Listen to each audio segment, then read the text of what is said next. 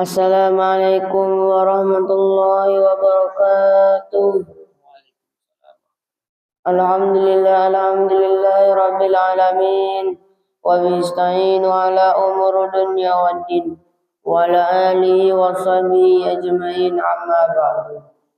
Pertama-tama marilah kita panjatkan rasa puja syukur kehadirat Allah Subhanahu wa taala yang telah memberi kita nikmat, yakni nikmat iman dan nikmat kesehatan. Tak lupa kita anjurkan salawat beriring salam. Selanjutnya kita anjurkan kepada junjungan alam Nabi besar Muhammad sallallahu alaihi wasallam. Kesempatan saya kali ini akan menyampaikan bahasan singkat sejarah haji saja. Haji ini sejarahnya itu dari zaman Nabi Ibrahim alaihissalam. Karena pada zaman Nabi Ibrahim alaihissalam Allah Subhanahu wa taala memerintahkan untuk memperbaiki Ka'bah. Ada 4 pendapat yang berbeda-beda.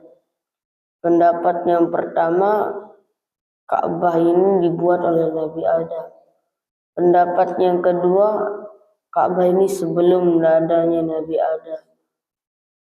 Pendapat yang ketiga, Ka'bah ini dibuat oleh Nabi Adam dan Siti Hawa. Pendapat yang terakhir adalah dibuatnya oleh Nabi Syed. Tapi pendapat yang benar yaitu pendapat yang kedua sebelum Nabi Adam. Imam Al-Ghazali mengatakan bahwa Ka'bah ini adalah tempat ibadah tertua sebelumnya Nabi Adam. Cuman Nabi Ibrahim hanya memperbaiki Ka'bah yang rusak. Ka'bah dari sebelum Nabi Ibrahim sampai Nabi Nuh, itu zaman Nabi Nuh Ka'bah hancur akibat banjir. Pada zaman Nabi Nuh semua rumah-rumah apapun itu Ka'bah hancur akibat banjirnya Nabi Nuh. Maka zaman Nabi Ibrahim alaihissalam, bapaknya para nabi, disitulah tempatnya dibangun atau diperbaiki lagi Ka'bah. Dikatakan sejarah haji ini berawal mula dari dua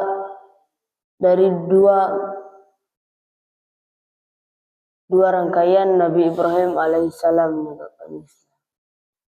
Yang pertama, ibadah hajinya ini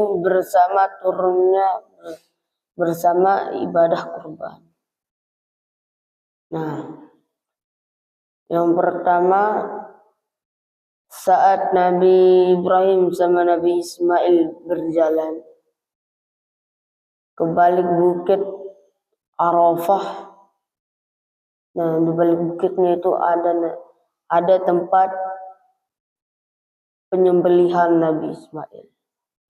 Nah, berjalan di balik bukit Arafah, di pertengah perjalanan sebelum masuk bukit ada namanya lempar jumrah. Jadi orang-orang haji di sana ada namanya lempar jumrah, atau dikatakan program lempar jumrah bagi orang yang haji. Itu sebelum masuk bukit Arafah. Lanjut, asal-usul jumrah ini ada 3 nama. Yang pertama jumrah ula, yang kedua jumrah tasawuf, dan yang terakhir Aqabah. Nah, saat Nabi Ibrahim berjalan menemukan seseorang, ternyata itu iblis yang menyamar menjadi seorang kakek tua. Lalu iblis berkata, Mau kemana? Aku ingin menjalani perintah Allah Subhanahu wa Ta'ala. Apa itu? Yaitu mengorbankan anakku. Anakku itu tampan lagi cerdas. Nah, lalu Nabi Ibrahim berkata, itu pasti iblis. Lalu Nabi Ibrahim mengajak Nabi Ismail untuk melempar iblis tersebut. Nah, lemparan yang pertama itu namanya jumroh tasawuf, jumroh ula. Nah, berjalan lagi bertemu iblis, orang yang biasa saja, usia 40 tahun. Bertemu lagi iblis, menanyakan lagi, janganlah kamu korbankan anakmu. Ini cerdas lagi tak gagah, katanya iblis. Lalu Nabi Ibrahim mengajak lagi Nabi Ismail untuk melempar iblis dengan batu. Maka lemparan kedua itu disebut jumrah tasawuf. Jalan lagi Nabi Ibrahim dan Nabi Ismail bertemu dengan setan atau iblis muda. Lalu berkata, mau kemana? Mau mengorbankan anakku? Kata Nabi Ibrahim, jangan, memikirkanlah lagi. Perintah dari Allah Subhanahu wa Ta'ala. Walaupun dari perintah dari Allah, pikirkanlah lagi. Lalu ingat Nabi Ibrahim itu adalah iblis, lalu melemparnya lagi. Nah, lemparan yang terakhir itu adalah jumrah Aqabah. Maka ada di sebelum Arafah terus itu ada namanya program lempar jumrah 3 tiang yang berturut-turut, 3 tembok. Itu adalah jumrah untuk kita melempar iblis. Itu dianjurkan oleh Rasulullah SAW. Nah, lanjut setelah itu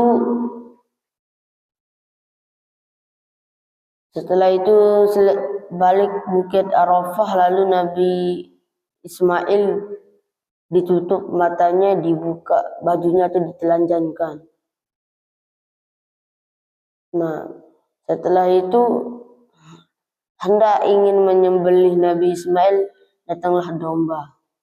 Dibawa oleh Nabi Jibril domba, lalu domba itu disembelih dan dibagikan dagingnya kepada orang-orang di Yasrib. Yasrib itu adalah dulu dari zaman Nabi Ibrahim sampai zaman Nabi Muhammad. Yasrib itu adalah Madinah. Nama lainnya Madinah. Nah, belum diturunkan perintah kurban. Masih itu mungkin pengganti Ismail yang akan disembelih. Belum diperintahnya kurban.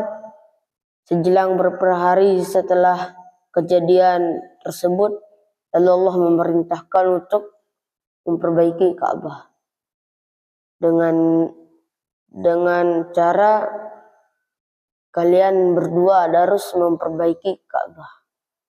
Nah, mulanya dulu sebelum Nabi Adam, riwayat dari Imam Al-Ghazali berkata, Ka'bah ini bisa dikatakan dibangun bukan di Mekah, tapi dikatakan di Yaman. Itu sejarahnya. Ka'bah bukan di Mekah, melainkan di Yaman. Nabi Adam alaihissalam, makhluk yang pertama mengimani Ka'bah itu di Yaman. Tapi pertemuannya Nabi Adam sama Siti Hawa itu di Arafah. Nah, Nabi Adam alaihissalam itu diturunkan dari surga itu di Yaman. Nabi Ibrahim lah yang pertama mengimani Mekah atau mengimani Ka'bah. Nah, baru dilanjutkan oleh Siti Hawa. Jadi Nabi Ibrahim dan Siti Hawa ini, Nabi Adam dan Siti Hawa ini itulah yang pertama mengimani Ka'bah. Itu riwayatnya. Tapi saat banjir Nabi Nuh, hancurlah Ka'bah, diperbaiki lagi oleh Nabi Ibrahim di Mekah. Nah, ceritanya ini dulu Ka'bah tidak ada namanya Maqam Ibrahim. Dia ada namanya sumur Zam-Zam.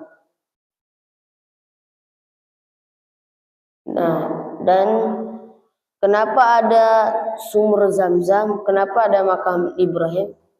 Itu dari cerita Nabi Ibrahim. Ceritanya sumur Zam-Zam tidak jauh dari Mekah, tidak jauh dari Ka'bah, atau masih di sekitaran Mekah. Ada di sekitaran Mekah, saya tidak tahu apa namanya, pokoknya itu disitulah ada sumur Zam-Zam. Sejarah sumur Zam-Zam tersebut, pada suatu hari ketika Nabi Ibrahim alaihissalam hijrah ke Mekah, di pertengahan jalan istrinya Nabi Ibrahim yang kedua yaitu Siti Hajar, dia membuat tenda, lalu di tidurnya Nabi Ismail, masih bayi Nabi Ismail. Saat di tidurnya Nabi Ismail menjerit kelaparan dan kehausan. Nah, setelah itu bingung Siti Hajar, makanan perawatan habis, air pun habis, lalu Siti Hajar pun pergi ke dua gunung, yaitu Safa dan Marwah. Naik ke gunung Safa, tidak ada orang pun, tidak ada air pun yang dia lihat. Turun naik lagi ke gunung Marwah, tidak ada lagi air, seseorang pun yang membantunya. Turun ke tenda, disitulah malaikat Jibril menginjakkan kaki kanannya ke tanah, keluarlah air. Disitulah disebut sumur Zam-Zam. Tidak jauh dari kakinya Nabi Ismail. Itu sejarahnya sumur Zam-Zam. Makam Ibrahim ini saat perbaikinya atau renovasinya Ka'bah itu tinggi.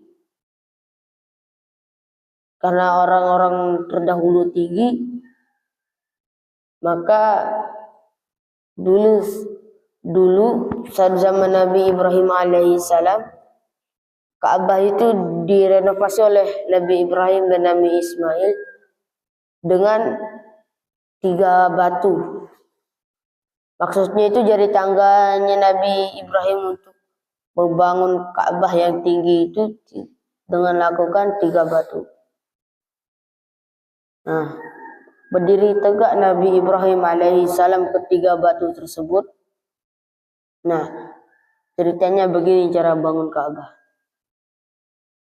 Nabi Ismail hanya mengambil perawatan yang di bawah, mengambil batu, tanah liat. Itu Nabi Ibrahim tinggal berdiri di 3 batu yang berderet tersebut, lalu dibangunlah tembok-tembok Ka'bah. Saat selesainya Ka'bah,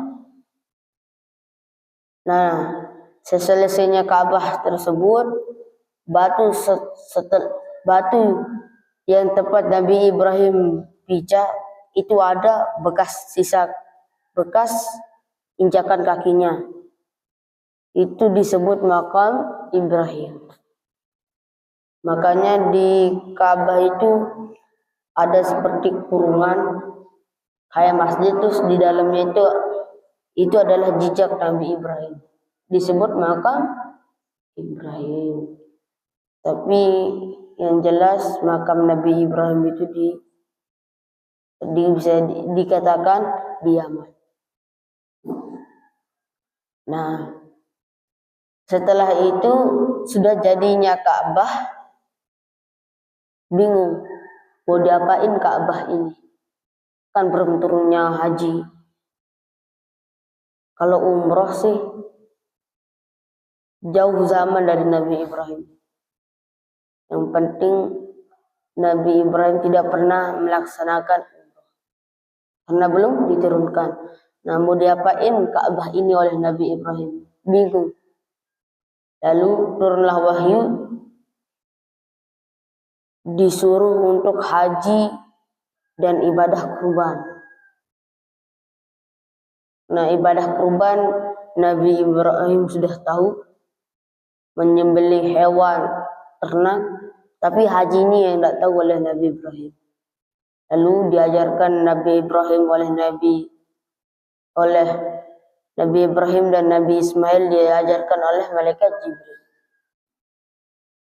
Diajarkan keliling Ka'bah mengucapkan labbaik Allahumma labbaik labbaik la syarika lak labbaik. Artinya, aku memenuhi penuhan Tuhanku dan aku harus memenuhinya. Itu artinya. Nah, sejarah haji tersebut langsung ke zamannya Nabi Muhammad sallallahu alaihi wasallam. Tapi sejarah haji ini bisa dikatakan 3 agama yang mengikutinya. Agama Quraisy, sama agama Yahudi, dan Islam. Kenapa Islam terakhir? Saat zaman Nabi Ibrahim yang membuat kota Mekah. Saat zamannya Nabi Ibrahim, di kota Mekah tersebut, anak cucunya Nabi Ibrahim atau buyutnya Nabi Ibrahim, disitulah yang mendirikan ibadah haji tersebut. Disitulah beliau mendirikan, cucunya, bawahan dari cucunya, buyutnya, bawahan lagi, terus sampai keturunan ke-10. Itulah yang membantu Nabi Ibrahim menjalani ibadah haji. Nah, saat wafatnya Nabi Ibrahim, yang menggantikannya itu Nabi Ismail.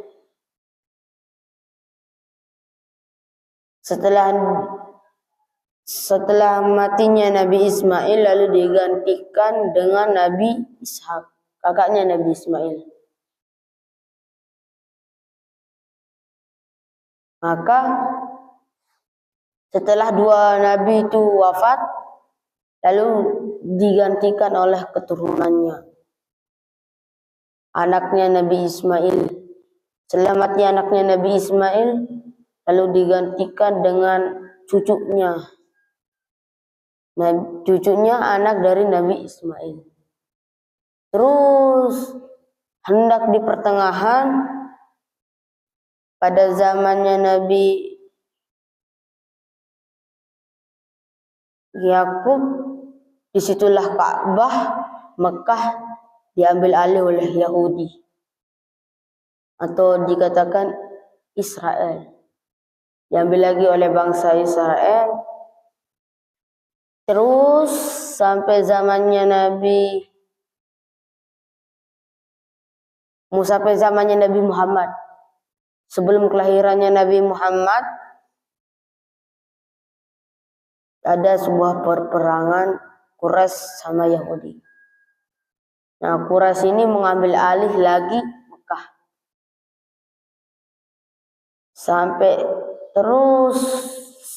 zaman Nabi Muhammad SAW. Sampai zamannya Nabi Muhammad SAW masih dikuasai sama Yahudi. Masih dikuasai sama Quraisy. Quraisy ini pemimpinnya dulu adalah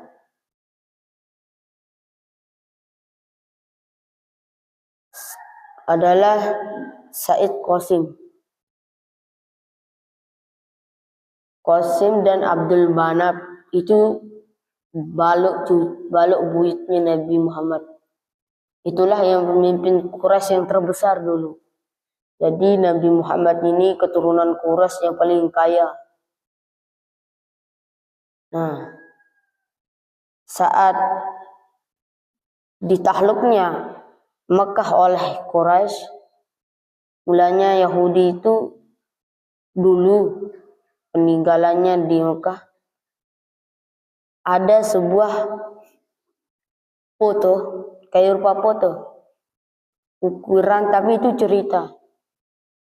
Tapi bukan tulisan, melainkan gambar, kayak foto itu. Gambar orang begini-gini itu ditinding-tinding di dalam Ka'bah. Itu dikatakan itu peninggalan Yahudi. Tapi yang jelas peninggalan Quraisy itu berhala-berhalanya, batu-batu berhalanya, tapi sudah disingkirkan oleh Rasulullah SAW saat Fatuhu Mekah. Nah, lanjut dulu. Saat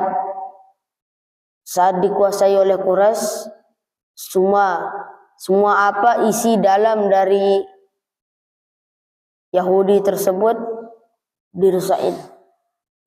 Tapi karena tidak bisa dirusakin cerita dari Yahudi itu, misal disingkirkan, takutnya hancur Ka'bah. Karena sudah tersambung dengan tembok Ka'bah. Dibiarkan, tapi isi Ka'bah itu diepulkan dengan berhala. Terus semua luar dalamnya berhala. Maka disitulah dikuasai oleh Quraisy. Nah, setelah itu sampai zamannya Nabi Muhammad sudah diangkat menjadi Nabi dan Rasul pada tahun ke-8 Hijriah, Fatuhu Mekah. Disitulah ditakluknya oleh Islam, yaitu namanya Mekah. Mekah ini ditakluk oleh 3 agama, Yahudi, Quraisy, sama Islam. Islam ini ditaklukkan oleh Nabi Muhammad SAW sampai sekarang. Nah, sejarah Mekah sama Ka'bah itu saya sebutkan 2. Pertama, sejarah Mekah. Mekah dulu itu dikatakan ladang kurma pada zaman Nabi Ibrahim. Ladang kurma penghasilannya begitu besar. Lalu Nabi Ibrahim alaihissalam membuat rumah di sana. Mereka berempat kalau tidak salah. Nabi Ibrahim, Nabi Ismail, Siti Hajar sama Siti Rawah. 2 istrinya Nabi Ibrahim, Hajar sama Rawah, Siti Rawah. Nah, lalu membuat rumah di situ mereka berempat, dan lalu membuat Ka'bah, dan disitulah adanya sumber Zam-Zam, disitulah adanya makam Ibrahim. Nah, dikatakan cuma 2 bangunan. Ka'bah, tidak jauh dari Ka'bah, di situ rumahnya Nabi Ibrahim. Ada di barat Mekah, dekat sama Arafah. Di situ ada pertinggalan rumah terdahulu. ada sebelah kanan, disitulah rumahnya Nabi Ibrahim alaihissalam. Nah, setelah itu meninggalnya Nabi Ibrahim alaihissalam, wafatnya Nabi Ibrahim alaihissalam,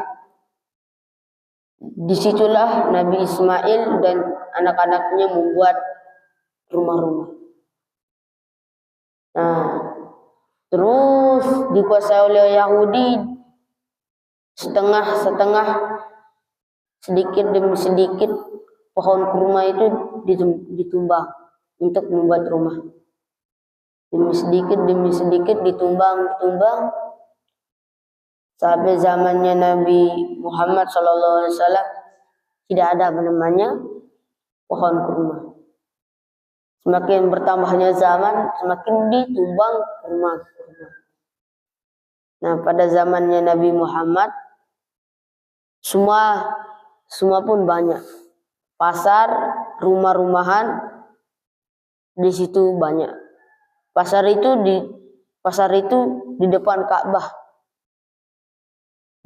Jadi bisa dikatakan Ka'bah. Ada kan menara putih. Pembatas orang untuk tawaf. Ada kan bangunan putih pembatas. Nah, pas jarak dari bangunan itu, disitulah pasar Mekah. Bahkan saking padatnya sampai masuk area Ka'bah pasar Mekah dulu. Nah, saking bertambahnya zaman, sekarang Masya Allah Mekah begitu besar. Ada namanya menara Rahmat, menara yang ada jamnya. Itu dikatakan jam dunia. Kenapa dikatakan jam dunia? Sekarang jam 7. Sekarang di Indonesia ini jam 7. Tapi di Arab sekarang jam 6 sore. Itu katanya jam dunia kata orang-orang Inggris. Nah, disitulah sejarah Ka'bah. Berasal dari pohon kurma, ladang kurma yang begitu besar, berubah menjadi kota yang begitu besar. Kalau sejarahnya Ka'bah bisa dikatakan 100 kali terenovasi. Kenapa dikatakan 100 kali terenovasi? Pada zamannya Nabi Yusuf direnovasi oleh Yahudi. Tapi bukan zaman Nabi Yusuf saja. Bawahan Nabi Yusuf direnovasi oleh Yahudi. Mulanya Ka'bah cuman dua caranya dibangun: batu, tanah liat, terus dirakit-rakit menjadi bangunan kota. Tapi atasnya beda sama sekarang. Di atasnya itu adalah beton, tapi di atasnya itu belum dulu dibuat atap. Setelah selesai langsung disiram oleh pasir panas. Setelah mengeras, baru di atapnya itu adalah daun-daunan kurma. Pada zaman Yahudi, atapnya berubah, daun pohon-pohon kurmanya itu diubah. Terus sampai zamannya Nabi Muhammad itu tidak pohon kurma lagi, melainkan tanah liat. Itu sebelum Nabi Muhammad ada namanya Walid al-Mughirah, bapaknya Khalid bin Walid, sahabatnya Khalid bin Walid, bapaknya Khalid bin al-Mughirah. Itulah yang renovasi Ka'bah pertama pada zaman Quraisy. Terus dilanjutkan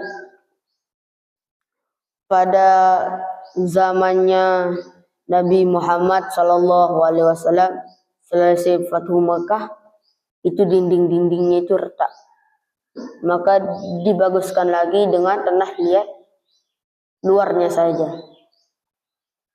Terus pada zaman Khalifatul Rasyidin, zaman Abu Bakar direnovasi. Abu Bakar, Umar, Utsman, Ali itu direnovasi Ka'bah. Setelah itu lagi direnovasi pada zamannya Salahuddin Al-Ayyubi, pembesar Islam dulu. Saya sebutkan Raja Yaman, saya lupa namanya, pada zamannya Abu Qaldah, pada zamannya Abu Hunaifah, pada zaman khalifahnya Hasan bin Ali, dan pada zamannya Salahuddin Al-Ayyubi, Muhammad Al-Fatih, dan juga pada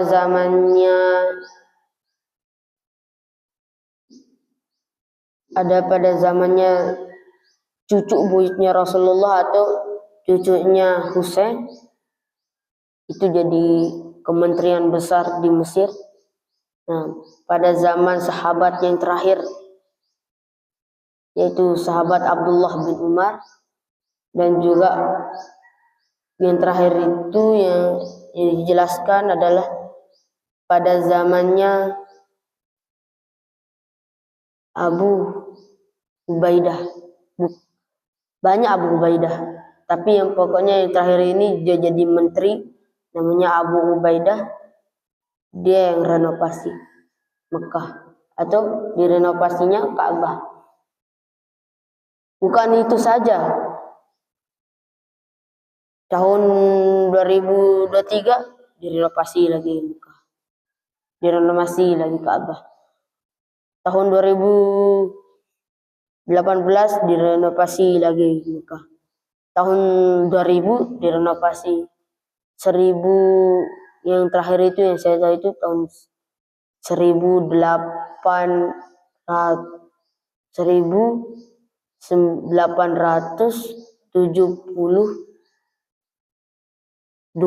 disitulah direnovasinya lagi Ka'bah Mekah. Tapi bawahannya lagi direnovasi, karena saking banyak itu bisa dikatakan 100 kali direnovasi Mekah. Makanya tahun 2025 ini Mekah itu sudah begitu besar. Berawal dari kampungan, anggap seperti kampung. Nah, di pertengahan kampung itu, disitulah Ka'bah. Tidak begitu luas dengan sekarang.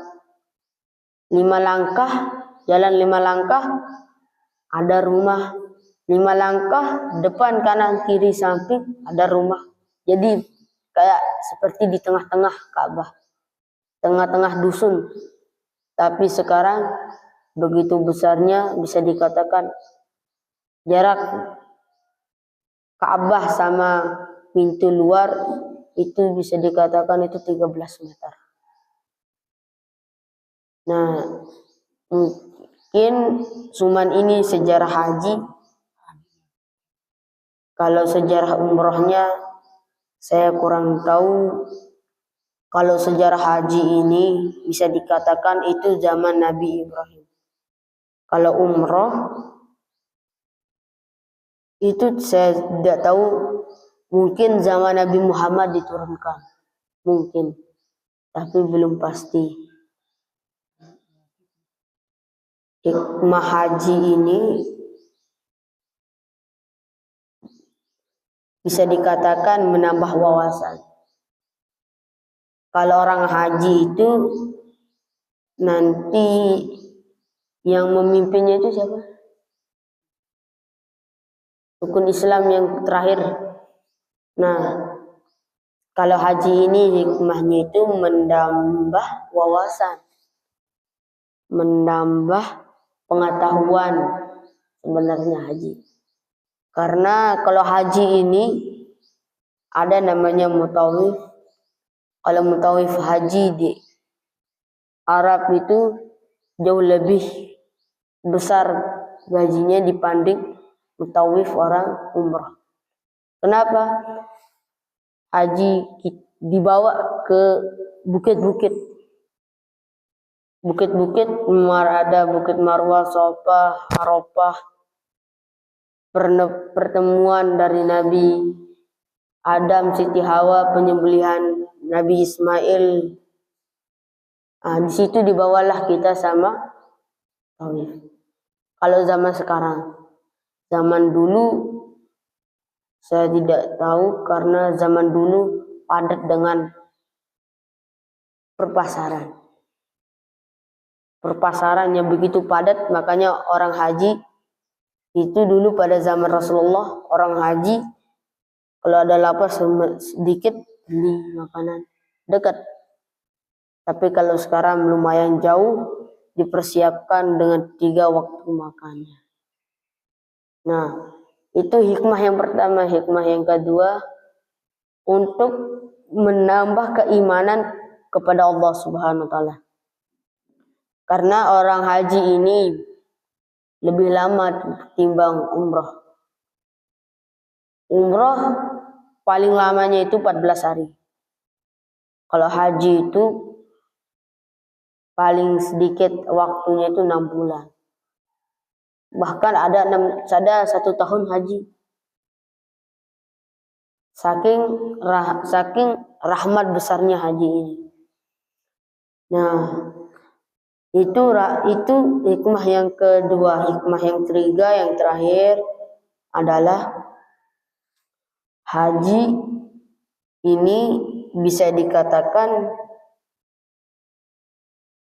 untuk kita mengurangi dosa kita dan menambah lebih tinggi pahala kita. Bayangkan, orang yang dirindu-rindukan itu luar Mekah itu cuma satu, sholat di depan Ka'bah. Kita sholat di Ka'bah itu mau andang berapapun kita, mau arah berapapun kita, boleh. Bahkan imamnya pun 4. Pernah lihat sholat tarawih Mekah? Itu orang-orang umroh haji di Indonesia itu tidak bisa. 4 imamnya masing-masing lama. 4 imamnya, 1 azannya. Itu dari zaman Nabi Muhammad SAW. Kalau zaman Nabi Ibrahim sampai zamannya Nabi Isa beda. Tapi intinya dari zaman Nabi Muhammad 4 imamnya, 1 orang azan. Nah, pahalanya itu sekali sholat 40.000 pahala. Orang sholat di Mekah. Jadi tempat yang dianugerahi oleh Allah Subhanahu wa Ta'ala ada 4. Ada 3. Yang pertama, Ka'bah. Orang sholat di Masjidil Haram, kita sholat 1 rakaat 40.000 pahala timbang kita sholat di Indonesia 27 pahala atau 27 derajat, 40.000 derajat di Mekah di Masjidil Haram. Nah, terus pada Masjid Nabawi itu sama seperti Masjidil Haram, 40.000 kebaikan atau derajat. Tapi bedanya di Masjidil Aqsa 500 kali sholat. 500 kebaikan sekali sholat. Makanya orang-orang Islam itu berlomba untuk sholat di 3 tempat. Masjidil Haram, Masjid Nabawi, sama Masjidil Aqsa. Tapi pertanyaan orang sekarang, kenapa sih Ka'bah itu disebut Masjidil Haram? Maksudnya itu bukan haram kita sholat, bukan haramnya kita puasa, tapi maksudnya itu haramnya itu adalah saya sebutkan saking ketatnya di sana. Orang yang bahasa kita lengkap sholat, misal orang sholat di depan, kita jalan saat sholat itu dipenggal. Nah, itu yang pertama, maka disebut Masjidil Haram. Orang kita sholat lengkap, orang sholat pun dipenggal, dihukum bunuh. Nah, bahkan saking ketatnya itu orang yang ada kan kain Ka'bah. Nah, di bawahnya itu ada tali lusut, itu jika ditarik bisa lepas. Kalau kita lepas itu disuruh denda 50 dirham atau bisa dikatakan sekarang 50 juta. Cuman lepas tali Ka'bah saja, tali yang kecil-kecil kayak sejadah, yang kita lepas saja itu disuruh ganti 50 juta. Tapi kalau enggak, tangannya dipotong. Nah, itu yang kedua. Yang ketiga, yang terakhir yang saya tahu adalah tawaf. Saat orang tawaf, itu yang harus dihati-hatikan itu adalah dua. Pada zaman Nabi Muhammad sampai zaman sekarang itu, saat orang tawaf, orang sholat sunnah boleh. Kan ramai tawaf di tengah-tengahnya itu, atau kita sholat di depan Ka'bah boleh. Nah, tapi saat kita sholat itu ada penjaganya, agar orang yang tawaf tidak lengkaki kita karena tidak sadar. Kalau kita lengkap, orang tersebut bisa dipenggal. Kalau tidak ganti